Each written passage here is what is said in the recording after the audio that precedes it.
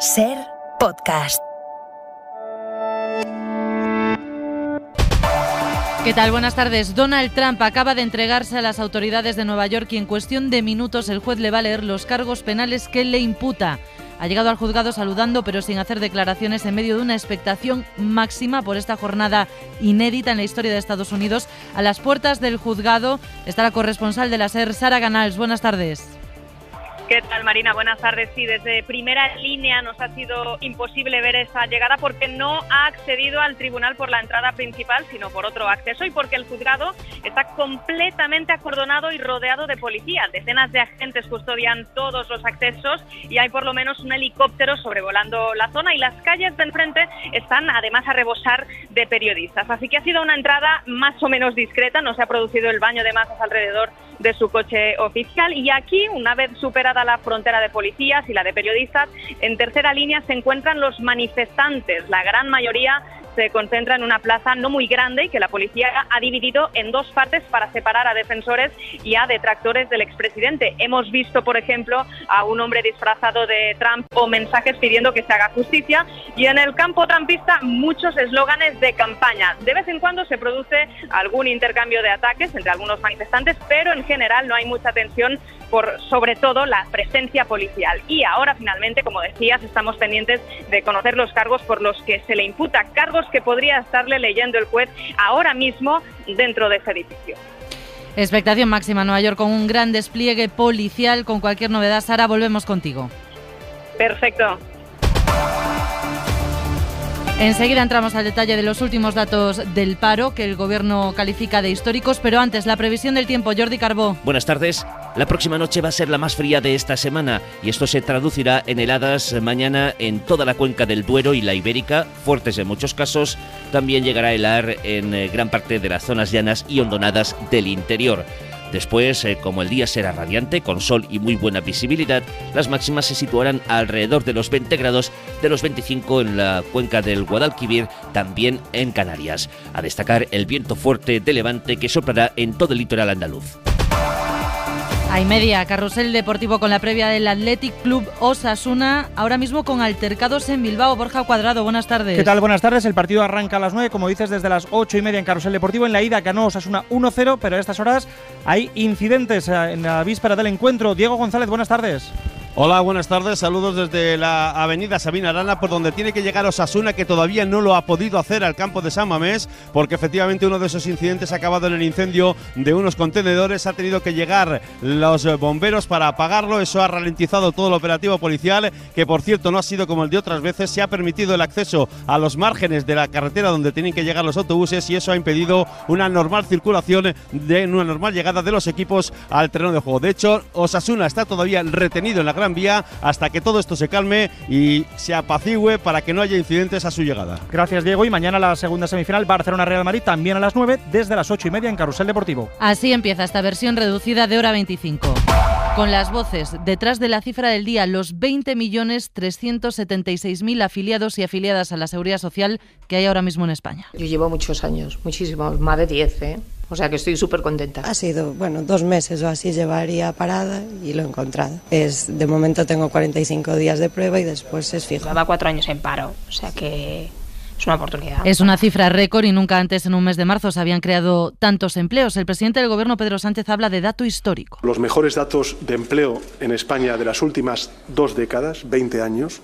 En el mes de marzo se han creado más de 206.000 puestos de trabajo y con ello alcanzamos el máximo histórico de afiliados medios a la Seguridad Social, con un total de 20.380.000 afiliados y afiliadas a la Seguridad Social. Y todo ello a pesar de la situación de incertidumbre internacional que está atravesando Europa, y por ello permítame que desde la prudencia muestre también la satisfacción del Gobierno por estos excelentes desempeños del empleo en nuestro país. Pues vamos al detalle de esos datos del paro de marzo. Jordi Fabrega, buenas tardes. Hola, buenas tardes. Que es un mes tradicionalmente bueno para el empleo por la Semana Santa, pero este año, Jordi, no solo baja el paro en el sector servicios, sino en general. 49.000 desempleados menos repartidos prácticamente en todas las comunidades autónomas. Sí, 48.755 parados menos para ser exactos. La bajada del paro más fuerte desde 2016 en un mes de marzo y general porque afecta a todos los sectores y a todas las comunidades autónomas, salvo Madrid, donde el paro sube ligeramente. Es en la hostelería y en Baleares donde más baja el desempleo, lo que demuestra que el acercamiento de la Semana Santa ha ayudado a esta reducción del paro que se da, destaca el Gobierno, en los meses que tenían que ser malos para la economía española. Yolanda Díaz lo decía así. Esta buena noticia es un síntoma de la fortaleza de nuestro mercado de trabajo, especialmente importante en un contexto de incertidumbre económica, financiera a nivel internacional. En cuanto a la afiliación, en marzo se llega a los 20.376.000 afiliados, cifra que, insistía el ministro José Luis Escrivá en Hoy por Hoy, es la mayor de la serie histórica. Estamos hablando del mejor mes de marzo de toda la historia, de toda la serie histórica. Es que además con gran diferencia, es que 206.000 empleos en un mes, y concretamente en el mes de marzo, es un dato extraordinario que no tiene precedentes. Ahora mismo España tiene 2.860.000 parados. Son datos buenos, reconocen los agentes sociales, desde la patronal hasta los sindicatos, aunque ponen sus peros, y sobre aumentar la indemnización por despido, como reclaman algunos partidos de la izquierda, los sindicatos y la vicepresidenta Díaz, el ministro Escrivá es claro: Jordi, no toca. Sí, es un debate que la parte socialista del Gobierno ha dicho que no piensa abrir, y en ello insistía hoy el ministro Escrivá. Hay un elemento también de incentivos al empleo que tiene que interiorizarse cuando uno diseña las prestaciones por despido. Pero hay que armonizar distintos elementos, ¿no? O sea que usted en este momento no abriría ese debate. No. No lo quiere abrir, aunque Esquerra Republicana lo ha llevado ya al Congreso. Yolanda Díaz ha respaldado que es barato despedir en España, y los sindicatos piden que se recupere la indemnización de 45 días por despido improcedente que existía antes de las reformas laborales de 2010 y de 2012. Pero debemos de seguir mejorando nuestro mercado laboral y continuar con las negociaciones. En esto me refiero concretamente a las causas y al coste del despido. En España, en nuestro país, sigue siendo muy fácil y muy barato despedir. Es Cristina Estevez de UGT, decía esto al valorar los datos del paro, que considera que son buenos, sin olvidar que el número global de desempleados sigue siendo alto. Comisiones Obreras añade que con estos datos hay que negociar el reparto de los beneficios empresariales para fortalecer el consumo y también el empleo, y la patronal COE lamenta que los buenos datos de ocupación no estén llegando a los autónomos, porque ahora hay 1.000 menos que hace un año. Gracias, Jordi. Y en cuanto a la reacciones políticas, el líder de la oposición, Núñez Feijóo, pone en duda la validez de estos datos. Reconoce que son buenos, pero insiste, como viene haciendo el PP, en que hay una doble contabilidad de parados. Todo aquello que sea datos del paro positivos, siempre hay que valorarlos de forma positiva, obviamente, ¿no? Lo que no entiendo muy bien es el triunfalismo del gobierno. Comprenderá que esta doble contabilidad no la hemos tenido nunca. Nunca en la historia de España. AIREF ha venido a decir que los datos del gobierno son unos datos que no reflejan de forma fiel el número de personas activas y el número de personas con empleo de España. Esto dice Feijóo 3 días después de que la propia AIREF, ante este tipo de argumentos, haya aclarado en un comunicado que en ningún momento han cuestionado las estadísticas de empleo. Es textual. Responde también a Feijóo la ministra portavoz Isabel Rodríguez. No entiendo qué le pasa y por qué siempre cuando las cosas van bien él las interpreta mal. ¿Por qué todo lo que van bien no le gusta al señor Feijóo? Porque las cosas que van bien le parecen mal. Porque todo lo que va bien le parece mal. Pues por ahí pasa la estrategia del PP para esta precampaña y campaña electoral, por votar no a las propuestas económicas del Gobierno. Mariela Rubio, buenas tardes. ¿Qué tal? Buenas tardes. Sí, después del no a la reforma de las pensiones, el PP sumará otra negativa en el Congreso. Esta vez a la prórroga de la excepción ibérica. Votará en contra, a pesar de que la primera vez que el Gobierno sometió a votación este mecanismo, el pasado verano, el PP optó por la abstención. En Génova explican el cambio, aduciendo que antes tenían solo sospechas y ahora certezas de que la medida es un fracaso que beneficia a los consumidores franceses. Tras las pensiones y la excepción ibérica, el PP también va a votar en contra de la ley de vivienda que el Gobierno quiere llevar al Congreso también en las próximas semanas. Así, los populares endurecen su discurso económico y su confrontación con el Gobierno en esta materia a las puertas de las elecciones municipales y autonómicas. Solo hay un voto positivo que comprometen, el de la reforma de la ley del solo sí es sí. Y volviendo al empleo, noticia de esta tarde: la dirección de Ford Almusafes ha llegado a un acuerdo con el sindicato UGT, el mayoritario de la planta valenciana, para el ERE, que va a afectar a más de 1.100 empleados, a cerca del 20% de la plantilla.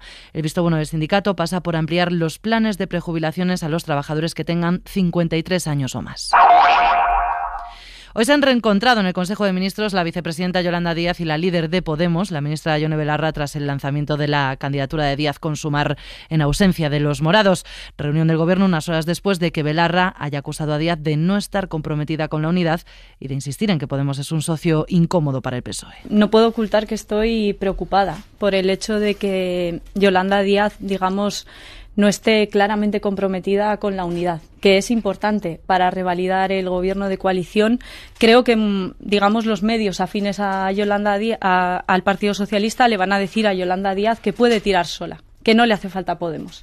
Y yo no puedo estar de acuerdo con eso. Belarra en Radio Nacional en la línea de su antiguo líder, de Pablo Iglesias, que para Jaume Asens marca agenda como nadie en Podemos.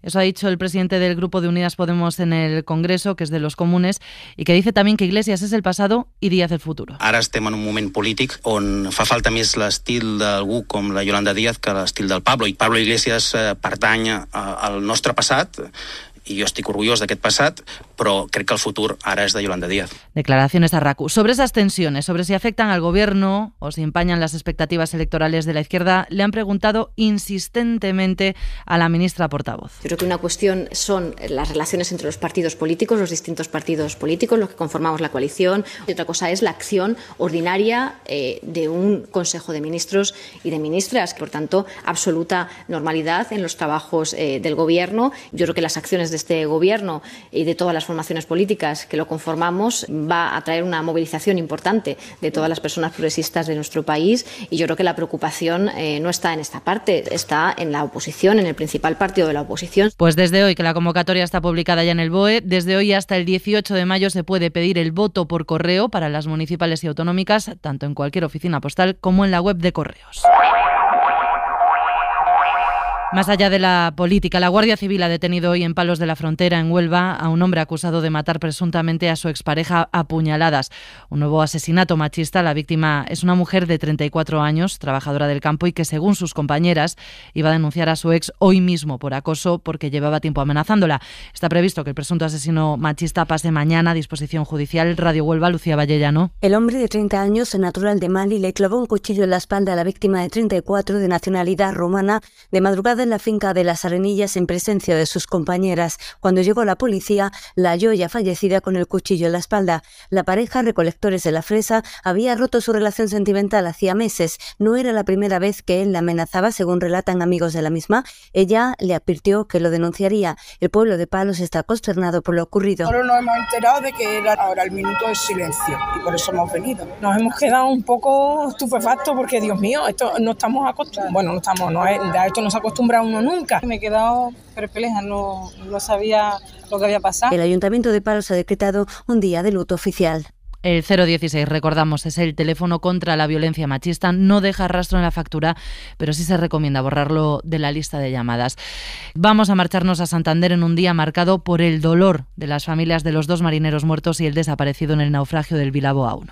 3 familias, por favor, 3. Lo necesito. Y las 3 no tenemos ninguna notificación. Necesito que busquen el cuerpo de mi esposo, que no terminen, que no paren de buscarlo, por favor, se lo pido encarecidamente, se lo ruego. Queremos encontrar a mi padre. Es lo que suplicaban la mujer y la hija del pescador desaparecido tras el minuto de silencio que se ha guardado hoy en Santander. Un robot marino de la Guardia Civil va a intentar comprobar mañana si el cuerpo está atrapado, como se sospecha, dentro del barco hundido a 120 metros de profundidad. Radio Santander, Fermín Mier. Así lo ha anunciado el ministro de Pesca, Luis Planas. El robot se encargará de captar imágenes del estado en el que se encuentra el Bilbao A1, ya que los buzos de la Guardia Civil no pueden llegar hasta él. Salvamento Marítimo espera conseguir información que permita confirmar que el pescador español de origen peruano desaparecido está efectivamente dentro del barco. Paralelamente, la Comisión de Incidentes Marinos iniciará también mañana una investigación para tratar de averiguar por qué el pesquero se hundió tan rápido. Este hecho yo creo que a todos nos ha turbado, particularmente no solo por los muertos, sino por lo súbito, inesperado y, en estas circunstancias, al momento de hoy, inexplicable. Mientras tanto, las familias de los pescadores fallecidos se lamentan de la falta de información por parte de las autoridades y piden que se garantice una investigación completa de las causas del accidente. Hora 25. Marina Fernández. Vamos a marcharnos en directo a Malta, donde acaba de aterrizar el presidente Pedro Sánchez, que hoy ha estado también en Chipre y que mañana se va a reunir con Giorgia Meloni, con la primera ministra italiana, en su primera reunión bilateral.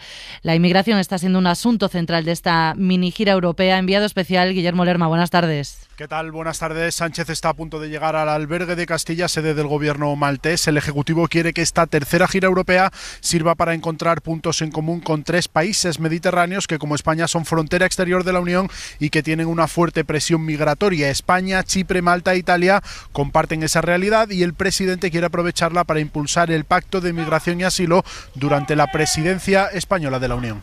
Creo que es fundamental que avancemos en el Pacto Europeo de Migración y de Asilo, tanto en su vertiente exterior, que creo que es fundamental nunca perder de vista la dimensión exterior del fenómeno migratorio, incrementando nuestra colaboración con los países de origen, con los países de tránsito y garantizando algo muy importante, y es el equilibrio en ese Pacto de Migración y Asilo entre lo que se llama la responsabilidad y también la solidaridad entre Estados miembros.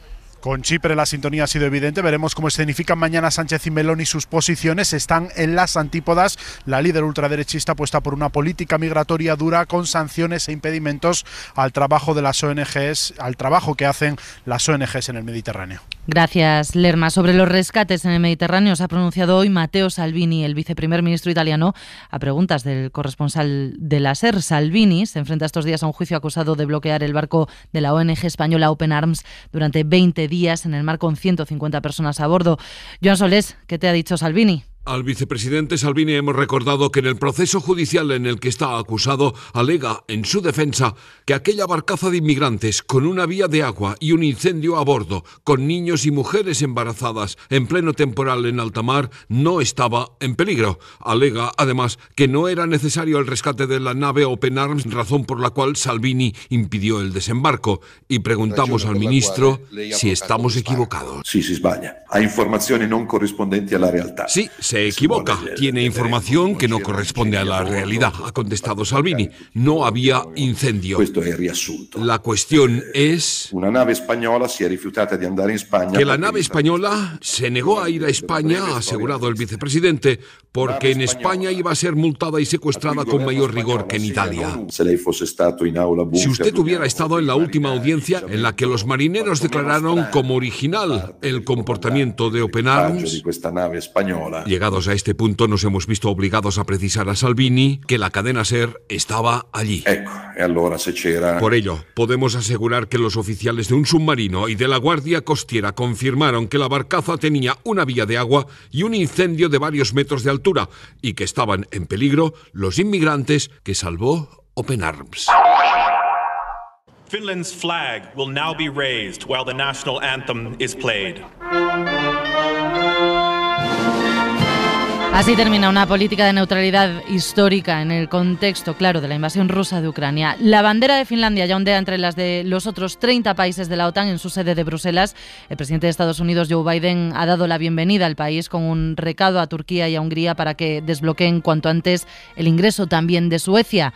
No ha caído también en Moscú, que amenaza con represalias a las que Stoltenberg de momento resta importancia. Y seguimos en Bruselas, donde la policía belga ha registrado hoy la sede del Partido Popular Europeo en el marco de una investigación por presunta corrupción contra el que fue jefe de la campaña digital para las europeas de 2019. Eso cuenta la prensa alemana, que investigan a un alto cargo de la CDU por llevarse presuntamente una comisión por la adjudicación del contrato de esa campaña. Ángel Villascusa. El registro está relacionado con una investigación en curso en el estado de Turingia, en Alemania, y según la prensa local, se trata de una investigación sobre un presunto caso de corrupción que implica a Mario Boig, el presidente de la CDU en el Estado Federal de Turingia. Este político, que no tiene cargo actualmente en Bruselas, fue jefe de la campaña electoral digital del PP en la campaña de las elecciones europeas en 2019, en las que el actual presidente del Partido Popular Europeo, Manfred Weber, fue cabeza de cartel. Según medios locales, las investigaciones se centran en la adjudicación de un contrato para esa campaña a una empresa de Turingia en la que Boig estaría relacionado. En ese comunicado asegura el PP europeo que están proporcionando toda la información y documentación relevante que les han requerido.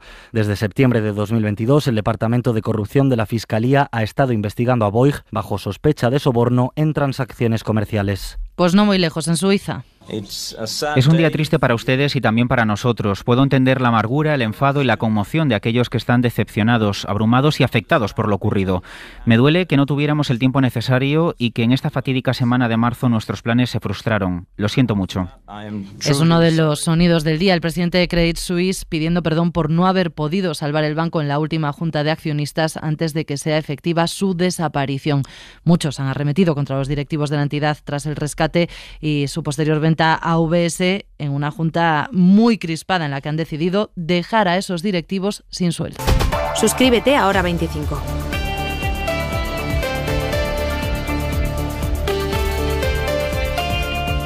Para no perderte ningún episodio, síguenos en la aplicación o la web de la SER, Podium Podcast o tu plataforma de audio favorita. Cadena SER. La radio.